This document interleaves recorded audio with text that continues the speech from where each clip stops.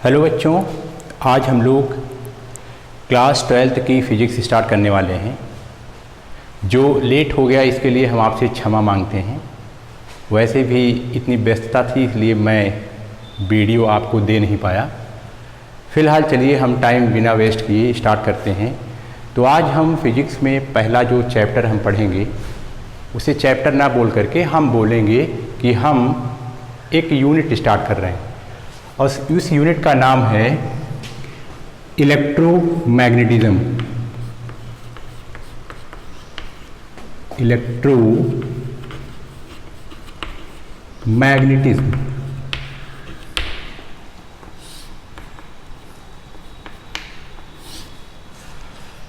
अब सबसे पहला क्वेश्चन ये उठता है कि आखिर इलेक्ट्रोमैग्नेटिज्म होता क्या है। तो अभी आपको इतनी बात समझ में नहीं आएगी, लेकिन मैं जो कुछ बोल रहा हूँ आप इसको ध्यान से सुनिएगा। इलेक्ट्रोमैग्नेटिज्म में ना दो वर्ड हैं, पहला है इलेक्ट्रिक और दूसरा है मैग्नेटिक। वैसे भी आपने क्लास 10th में कुछ ये वर्ड सुन करके रखा है, इलेक्ट्रिक और मैग्नेटिक। तो इलेक्ट्रिक मतलब इलेक्ट्रिक फिनोमेना और मैग्नेटिक का मतलब मैग्नेटिक फिनोमेना। इलेक्ट्रिक और मैग्नेटिक फिनोमेना अगर हम इसका रीजन ढूंढने जाते हैं तो हम पाते हैं कहीं ना कहीं इसके पीछे सिर्फ और सिर्फ इलेक्ट्रिक चार्ज का हाथ है। मतलब चाहे इलेक्ट्रिक फिनोमेना हो या मैग्नेटिक फिनोमेना हो, दोनों का एक्सप्लेनेशन या दोनों का जो बेस है वो बेस कहीं ना कहीं किस पर बेसिस है, उसका मूलभूत आधार क्या है। तो उसका आंसर है, उसका मूलभूत आधार है चार्ज। मेरी बात आप समझ पा रहे होंगे। इलेक्ट्रिक फिनोमेना को भी समझने के लिए चार्ज की जरूरत है, मैग्नेटिक फिनोमेना को भी समझने के लिए चार्ज की जरूरत है। इसका मतलब दोनों कॉन्सेप्ट चार्ज से ही गवर्न होते हैं। तो सोचो कितना अच्छा होता अगर ये दोनों कॉन्सेप्ट हम साथ कर लें, जो कि दोनों का बेस जो पिलर है वो एक ही है। वो क्या है? वो ये चार्ज है। तो हमें शायद इलेक्ट्रोमैग्नेटिज्म पढ़ने में और आसानी होगी, इसीलिए हमने इलेक्ट्रोमैग्नेटिज्म को मिला दिया। ये बात आपके समझ में आती है? ठीक है। अब इलेक्ट्रोमैग्नेटिज्म के ना दो पार्ट होते हैं, ध्यान देना बेटा। इलेक्ट्रोमैग्नेटिज्म के दो पार्ट होते हैं। पहला इलेक्ट्रोस्टैटिक्स और दूसरा इलेक्ट्रो डायनेमिक्स। मेरी बात ध्यान से सुनिएगा। इलेक्ट्रोमैग्नेटिज्म में कहीं ना कहीं हमें चार्ज के बारे में ही पढ़ना है चार्ज ही, लेकिन चार्ज की कंडीशन जब अलग हो जाए, जब चार्ज का स्टेट अलग हो जाए, तो हम उसको दो पार्ट में ब्रेक कर लेते हैं। पहला इलेक्ट्रोस्टैटिक्स और दूसरा इलेक्ट्रोडायनेमिक्स। मतलब हमें पढ़ना चार्ज के बारे में ही है। अगर जब चार्ज रेस्ट में रहेगा, खड़ा रहेगा, कहीं मूव नहीं करता रहेगा, तो चार्ज एक प्रॉपर्टी शो करता है। फिर से सुनिए, अगर वही चार्ज मोशन करने लगता है या यूनिफॉर्म तरीके से भागता है या एक्सीलरेटेड फॉर्म में भागने लगता है, तब वो दूसरी प्रॉपर्टी शो करता है। अच्छा, जब चार्ज रेस्ट में रहता है तो वो इलेक्ट्रिक प्रॉपर्टी शो करता है। फिर से, जब चार्ज मोशन में आना शुरू करता है तब कहीं ना कहीं मैग्नेटिक प्रॉपर्टी शो करता है। तो इसीलिए मैंने इलेक्ट्रोमैग्नेटिज्म को दो पार्ट में ब्रेक किया। पहला इलेक्ट्रोस्टैटिक्स, मतलब हम चार्ज की स्टडी तब करेंगे जब चार्ज रेस्ट में होगा। अच्छा, दूसरा इलेक्ट्रोडायनेमिक्स, चार्ज की स्टडी तब करेंगे जब चार्ज किस में होगा? मोशन में होगा। तो इसका ये मतलब है, हम इसको लिख लेते हैं, electrostatics is what to study charge at rest. अच्छा, इलेक्ट्रोडायनेमिक्स क्या? To study charge at motion. जब चार्ज भागने लगता है तब हम लोग उसको इलेक्ट्रोडायनेमिक्स की ब्रांच में पढ़ते हैं, और जब खड़ा रहता है तो हम उसको इलेक्ट्रोस्टैटिक्स की ब्रांच में पढ़ते हैं। अब एक क्वेश्चन ये उठता है, आखिर इलेक्ट्रोस्टैटिक्स में मतलब जब चार्ज रेस्ट में होता है तो हम क्या क्या पढ़ते हैं? जैसे इलेक्ट्रिक फील्ड पढ़ेंगे, जैसे पोटेंशियल पढ़ेंगे। मैं आपको बस ऐसे ही जस्ट लाइक एग्जांपल दे रहा हूं। जब चार्ज रेस्ट पर रहता है तो इलेक्ट्रिक फील्ड पढ़ेंगे या पोटेंशियल पढ़ेंगे। तो इसका मतलब एग्जांपल में आप इसको लिख सकते हैं, हम लोग यहां इलेक्ट्रिक फील्ड पढ़ेंगे और पोटेंशियल के बारे में पढ़ेंगे। अच्छा, और जब चार्ज मूव करने लगता है ना तो हम क्या पढ़ेंगे? कौन सा टॉपिक? तो इसका एग्जाम्पल है, हम करंट पढ़ेंगे, हम ईएमआई पढ़ेंगे, इलेक्ट्रोमैग्नेटिक इंडक्शन, हम एसी पढ़ेंगे। इसका ये मतलब हुआ जब चार्ज मोशन में रहता है तो करंट, ईएमआई, एसी, ऐसे बहुत कुछ। अच्छा, जब चार्ज रेस्ट पे रहेगा तो हम इलेक्ट्रिक फील्ड, पोटेंशियल के बारे में पढ़ेंगे। इतनी देर से आपने क्या समझा? हमें एक बात समझ में आई कि आपको क्या पढ़ना है? इलेक्ट्रिक चार्ज पढ़ना है। तो आइए हम अपना टाइम वेस्ट किए बिना स्टार्ट करते हैं। इलेक्ट्रिक चार्ज होता क्या है? चलिए शुरू करते हैं। और प्लीज आप एक काम करिएगा, आप कॉपी भी लीजिए और पेन भी लीजिए और कहीं एकांत में जाकर के बैठ जाइए और ध्यान से इन सब बातों को देखिए। तो हम शुरू करते हैं कि इलेक्ट्रिक चार्ज के बारे में। अच्छा, उसमें थोड़ा सा और मैं आपको बता रहा हूं कि अब आपको और अच्छा लगेगा कि ये जो पहला चैप्टर हमारा है ना, देखो मैंने अभी क्या बताया, इलेक्ट्रिक फील्ड। इलेक्ट्रिक फील्ड तो एनसीईआरटी की बुक में जो चैप्टर है ना उसका नाम है इलेक्ट्रिक चार्जेस एंड फील्ड। तो हम पहला चैप्टर अपना इसी में स्टार्ट करेंगे और उसी में अब हम इलेक्ट्रिक चार्ज के बारे में जानेंगे। तो चलिए शुरू करते हैं। चैप्टर का नाम है इलेक्ट्रिक चार्जेस एंड फील्ड और उसमें पहला टॉपिक है क्या? Electric charge. तो शुरू करते हैं कि सबसे पहले इलेक्ट्रिक चार्ज होता क्या है?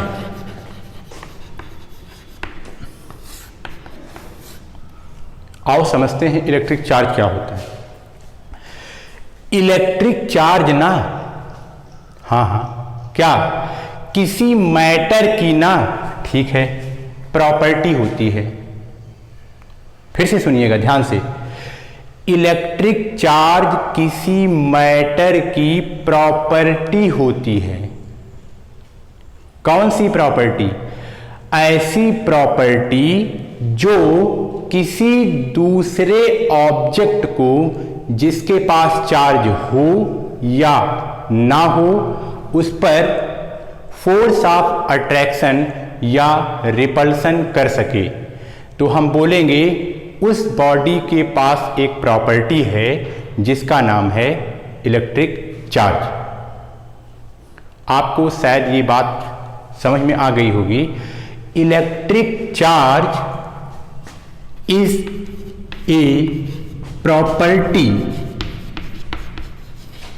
Of matter which exert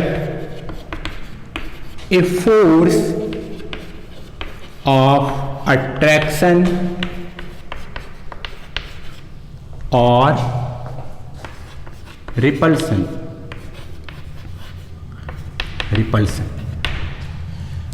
electric charge ना किसी मैटर की प्रॉपर्टी होती है। अच्छा, थोड़ा इसको समझिए आप ध्यान से। एक बात ध्यान से सुनना, मेरे हाथ में एक चौक है, सही बात है, ये एक मैटर है, सही बात है। आप कह सकते हैं सर आपने अभी अभी कहा कि इलेक्ट्रिक चार्ज किसी मैटर की प्रॉपर्टी होती है। ठीक है, हाँ सही बात है कहा, तो इसका ये मतलब हुआ कि ये मैटर है ना? हाँ है। इसका मतलब क्या इसके पास चार्ज की प्रॉपर्टी है? तो इसका आंसर हुआ हो भी सकता है, नहीं भी हो सकता है। ये कैसे पता चलेगा कि किसी बॉडी के पास चार्ज की प्रॉपर्टी है? तो इसका आंसर है अगर वो किसी दूसरी बॉडी को अट्रैक्ट या रिपल करेगा तो समझ जाना कि उसके पास इलेक्ट्रिक चार्ज की प्रॉपर्टी है। फिर से सुनिए, जैसे आपको ये पता है कि जब हम लोग अपने बालों में कंघी करते हैं, कंघी करने से पहले सोचिए, जब कंघी कहीं रखी थी, कॉम्ब आपकी कहीं रखी थी, वो भी तो एक मैटर है। जब आप उस मैटर को किसी दूसरे हल्के पार्टिकल के पास लेकर के जाते हैं तो क्या वो किसी को अट्रैक्ट या रिपल करता है क्या? आंसर है नहीं। अगर वो अट्रैक्ट या रिपल नहीं कर रहा है तो इसका मतलब उसके पास अभी इस कंडीशन में उसके पास चार्ज की कोई प्रॉपर्टी नहीं है। अच्छा, तो होगी कब? हमने एक एक्टिविटी की, हमने उससे अपना बाल बनाया, बाल बनाने के बाद जब मैं उसको उसी कॉम्ब को किसी हल्के फुल्के मैटर के पास या कागज के टुकड़े के पास ले जाते हैं तो हम देखते हैं वो कागज के टुकड़े को अपनी तरफ अट्रैक्ट कर रहा है। इसका मतलब ये हुआ कि अब वो जो कॉम्ब है ना, अब वो फोर्स लगाने लगा है। इसका मतलब उसके पास कुछ देर पहले ये प्रॉपर्टी नहीं थी, कुछ करने के बाद उसके पास ये प्रॉपर्टी आ गई। इसका ये मतलब हुआ कि अब उसके पास इलेक्ट्रिक चार्ज की प्रॉपर्टी आ गई। तो शायद आपको ये बात समझ में आ गई होगी। Electric charge is a property of matter which exert a force of attraction और रिपल्सन। इसी को हम लोग और भी बोल सकते हैं, और that matter exert electric field, that matter exert electric field। इसी फोर्स ऑफ अट्रैक्शन या रिपल्सन को हम लोग अभी वैसे ही रफली ये बोल रहे हैं कि अगर किसी बॉडी के पास चार्ज की प्रॉपर्टी आ जाती है ना, तो इसका मतलब उसके पास इलेक्ट्रिक फील्ड की प्रॉपर्टी आ जाती है, मतलब वो इलेक्ट्रिक फील्ड जनरेट करना स्टार्ट कर देता है। अब ये इलेक्ट्रिक फील्ड भी अपने आप में एक कॉन्सेप्ट है। ये इलेक्ट्रिक फील्ड अभी जब हम आगे चल के 4-5 लेक्चर के बाद वहाँ पहुँचेंगे तो आपको ये बताएंगे कि इलेक्ट्रिक फील्ड आखिर होता क्या है। लेकिन इतना आप जान लीजिए, कोई इलेक्ट्रिक जो चार्ज होता है ना, वही ही इलेक्ट्रिक फील्ड जनरेट करता है। इलेक्ट्रिक फील्ड इलेक्ट्रिक चार्ज के कारण ही जनरेट होती है। अच्छा, अब एक बात ये आती है, बात इसमें क्या आती है, अब इसको आप ध्यान से सुनना। इलेक्ट्रिक चार्ज आखिर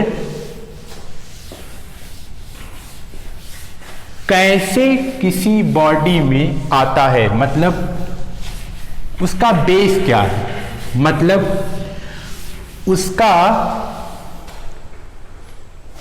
काज क्या है। इलेक्ट्रिक चार्ज आखिर किसके कारण आता है, तो इस बात को हम आपको ध्यान से सुनिएगा, बताइए।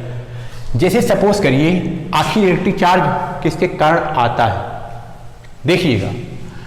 मान लीजिए कि मेरे पास एक बॉडी है,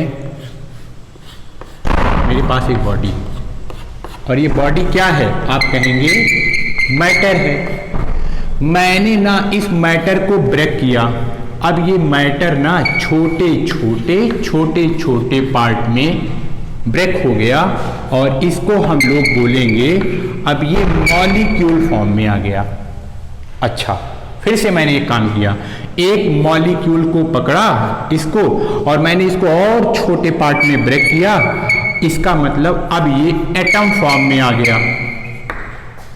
अच्छा, अब फिर से हम और आगे चलते हैं, हम कहेंगे कि जो ये एटम है मैंने इस एटम को ना और ब्रेक किया, मैंने इस एटम को और ब्रेक किया, तो इसका मतलब अब इसमें इलेक्ट्रॉन, प्रोटॉन और न्यूट्रॉन आ गया।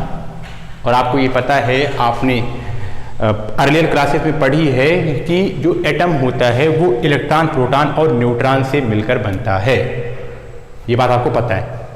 अच्छा, अब एक बात आपको ये समझनी है, कोई एटम इलेक्ट्रॉन, प्रोटॉन, न्यूट्रॉन से मिलकर बना होता है।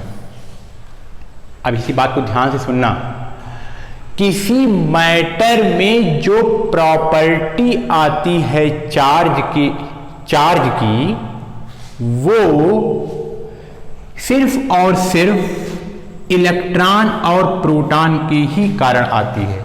मतलब नेचर ने, प्रकृति ने हमें इलेक्ट्रॉन या प्रोटॉन के रूप में ऐसे दो पार्टिकल दिए हैं जिसके पास हमेशा चार्ज होता ही है।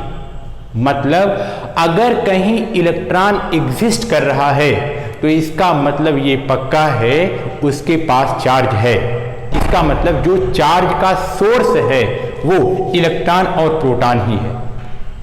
मतलब इलेक्ट्रॉन और प्रोटॉन ही है जिसके पास बेसिकली चार्ज होता है। अगर कोई पार्टिकल इलेक्ट्रॉन आ गया तो इसका मतलब ये पक्का श्योर जानिए आप कि उसके पास इलेक्ट्रिक चार्ज की प्रॉपर्टी है। इलेक्ट्रिक चार्ज बेसिकली इलेक्ट्रॉन और प्रोटॉन पर ही पाया जाता है।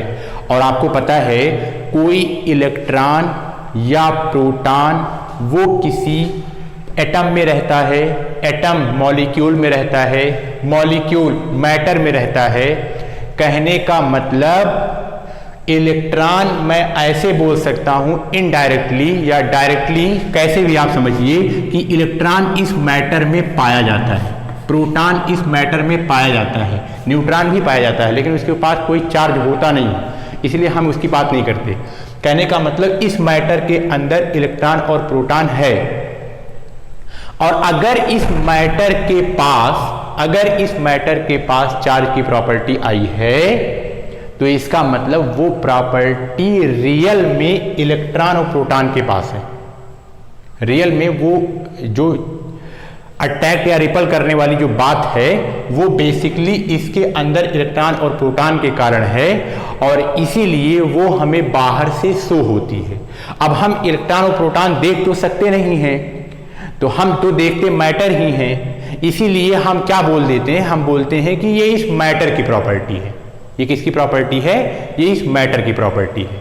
लेकिन वास्तव में अगर हम बोलें इलेक्ट्रिक चार्ज किसकी प्रॉपर्टी है तो इसका आंसर है इलेक्ट्रिक चार्ज किसी मैटर के एलिमेंट्री पार्टिकल की इंट्रिंसिक प्रॉपर्टी है। बहुत ध्यान से सुनना, इलेक्ट्रिक चार्ज किसकी प्रॉपर्टी है? आंसर किसी मैटर की, कहां? इस मैटर की एलिमेंट्री पार्टिकल। मैटर का एलिमेंट्री पार्टिकल का मतलब आप समझते हैं ना, ये मैटर है, मैटर का एलिमेंट्री मतलब अल्टीमेट, मतलब सबसे छोटा पार्टिकल कौन सा? आंसर है इलेक्ट्रॉन, प्रोटॉन, न्यूट्रॉन।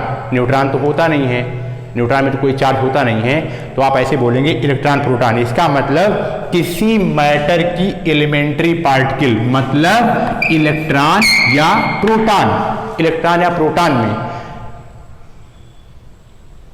प्रोटॉन में उसकी इंट्रिंसिक प्रॉपर्टी होती है, मतलब ये उसके अंदर इनहेरेंट होती है। इलेक्ट्रॉन प्रोटॉन में चार्ज होता ही है, बिना चार्ज के इलेक्ट्रॉन प्रोटॉन एग्जिस्ट नहीं करता, मतलब इलेक्ट्रॉन प्रोटॉन ही ऐसा है जिसके पास क्या होता है, चार्ज। तो फाइनली हमने समझा क्या, हमने ये समझा कि कोई मैटर है, मैटर अगर इलेक्ट्रिक चार्ज की प्रॉपर्टी शो कर रहा है तो इसका ये मतलब है वो प्रॉपर्टी बेसिकली उसके अंदर बैठा हुआ इलेक्ट्रॉन और प्रोटॉन के कारण है, और तभी वो हमें बाहर से दिख रहा है, और तभी वो किसी दूसरी बॉडी को या दूसरे मटेरियल को अट्रैक्ट या रिपल कर लेता है। तो ये आपका हुआ इलेक्ट्रिक चार्ज। अच्छा, अब अगली बात आती है कि इलेक्ट्रिक चार्ज कितने टाइप्स का होता है। इलेक्ट्रिक चार्ज आपने समझ लिया, अब इलेक्ट्रिक चार्ज कितने टाइप्स का होता है। इलेक्ट्रिक चार्ज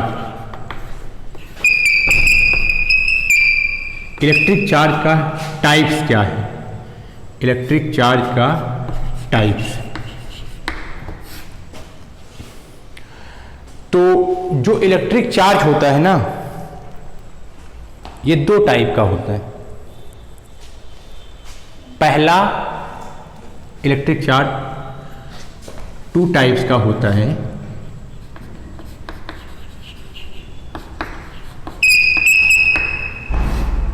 पहला पॉजिटिव चार्ज और सेकंड इज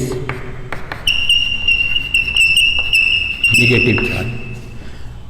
पहला पॉजिटिव चार्ज और दूसरा नेगेटिव चार्ज। अच्छा, अब बात ये आती है कि आखिर ये पॉजिटिव और नेगेटिव नाम क्यों रखा गया है, किसका, चार्ज का, इसके पीछे क्या रीजन है। तो इस बात को आप ध्यान से सुनिएगा, मैं आपको एक कहानी बता रहा हूं, उसी कहानी में ये बात छुपी है। देखिएगा, चार्ज की प्रॉपर्टी होती है।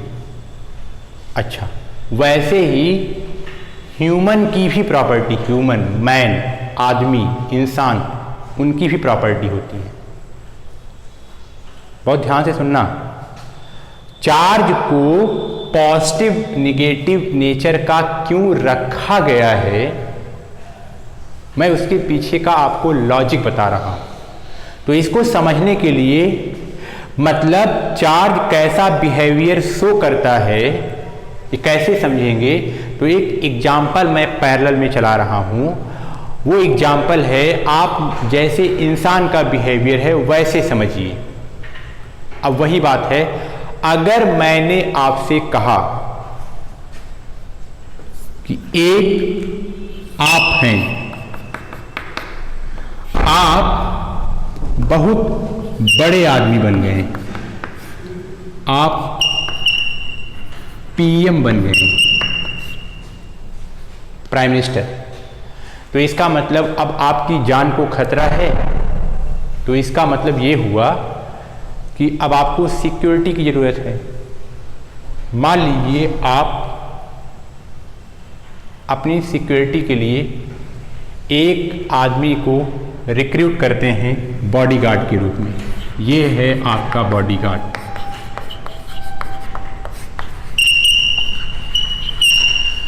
अब ये बॉडीगार्ड आपकी सुरक्षा कर रहा है, लेकिन आपको कुछ समय के बाद ये लगता है कि हमारे ऊपर खतरा बढ़ने वाला है।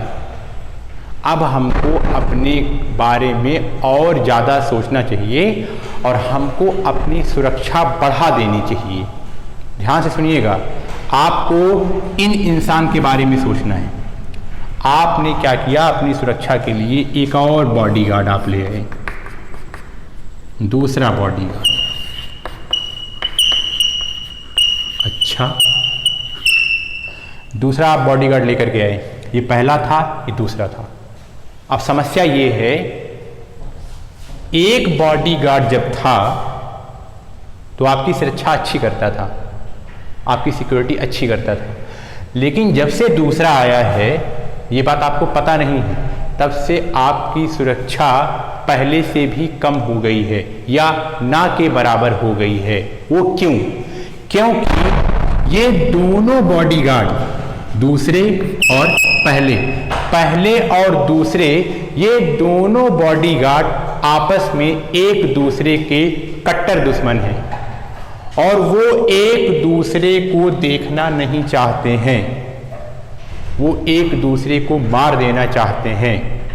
तो आप अपनी लाइफ का 2 मिनट पहले सोचेंगे कि भला ऐसा क्या हो गया, पहले मैं ज़्यादा सुरक्षित था एक को रखने पर, लेकिन दूसरे इंसान को लाने पर हमारी सिक्योरिटी क्या कहे डबल हो जाए, ये तो घट करके 0 हो गई, कुछ बचा ही नहीं। ये दोनों आपस में ही लड़ झगड़ रहे हैं, तो क्या आपकी सुरक्षा खाक करेंगे? ये बात सत्य है ना। अब देखिए, वैसे यहां पर अब मैं आपको क्या बताना चाहता हूं। देखिए, चार्ज का बिहेवियर आप ह्यूमन के बिहेवियर से टाई करिए। क्या? देखो, एक गार्ड ये है, इसका कुछ बिहेवियर है, दूसरा गार्ड ये है, इसका कुछ बिहेवियर है, दोनों का बिहेवियर अपोजिट है। तो इसमें हो क्या रहा है? दोनों एक दूसरे को कैंसिल आउट कर रहे हैं। इसका मतलब ये नहीं, ये जरूरी नहीं था। अभी आपने क्या देखा इस कहानी से? आपने ये देखा जरूरी नहीं था कि आपने संख्या बढ़ा ली तो आपकी ताकत बढ़ गई। संख्या बढ़ाने से अगर नेचर अपोजिट हो गया तो बढ़ाने के बजाय आपको लेना देना पड़ सकता है। आपका जो पावर है, जो ताकत है, वो जो आपकी सुरक्षा है, वो 0 भी हो सकती है। यहां आप देख सकते हैं, इससे भले तो आप पहले थे। सेम वही काम चार्ज के साथ होता है।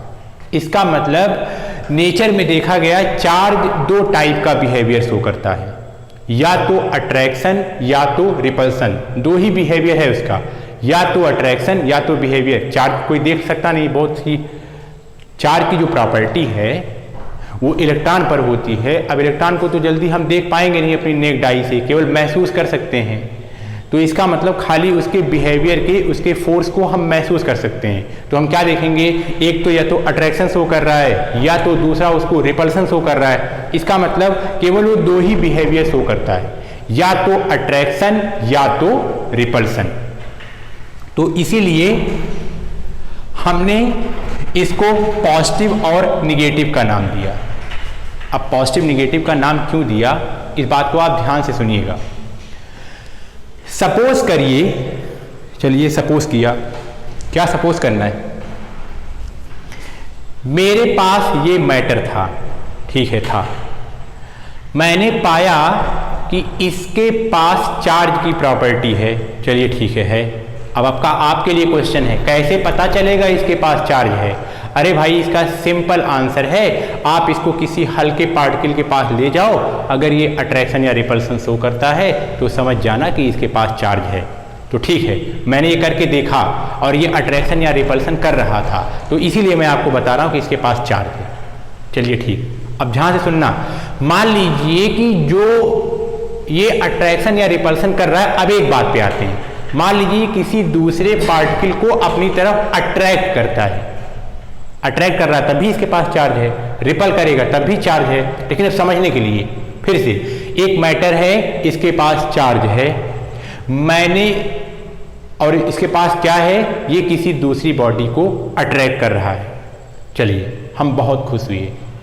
ऐसे ही हमको एक दूसरा चार्ज मिला, हमको एक दूसरा चार्ज मिला, और इसका मतलब ये हुआ, ये दूसरा चार्ज मिला, इसका मतलब ये भी अट्रैक्शन या रिपल्सन शो कर सकता है।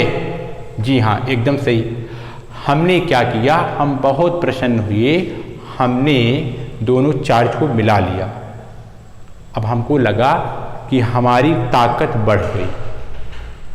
अब जो पहले हम ज्यादा खींचते थे ना, अब हम और अच्छे से खींचेंगे।